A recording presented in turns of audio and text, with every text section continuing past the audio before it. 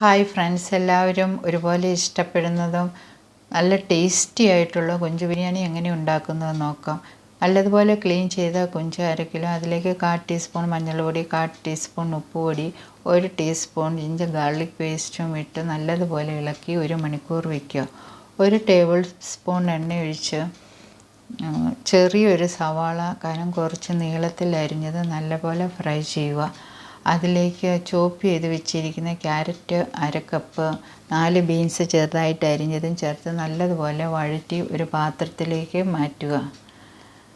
1/2 teaspoon എണ്ണ ഒഴിച്ച് കൊഞ്ച് നല്ലതുപോലെ വേവിച്ചെടുക്കുക. അതിലേക്ക് ചെറിയൊരു തക്കാളി പൊടിയായിട്ട് അരിഞ്ഞതും 3 പച്ചമുളക് അരിഞ്ഞതും ചേർത്ത് നല്ലതുപോലെ ഇളക്കുക.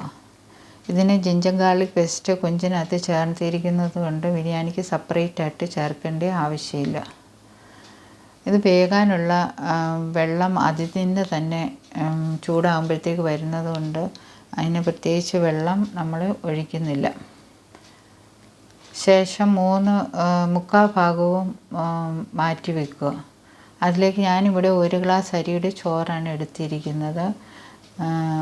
ഗ്രാമ്പൂ 3 എണ്ണം, പട്ട ചെറിയൊരു പീസ്, തക്കോലം 1 ഇട്ട് നല്ലതുപോലെ ഇളക്കി ചോറ് നടുഭാഗത്തു നിന്ന് മാറ്റി നേരത്തെ മാറ്റി വെച്ചിരിക്കുന്ന ചേരുവകളെല്ലാം ഇട്ട് തട്ടിപ്പൊത്തി ബട്ടർ വേണമെങ്കിൽ ഉപയോഗിച്ചാൽ നല്ല ടേസ്റ്റായിരിക്കും. അതിലേക്ക്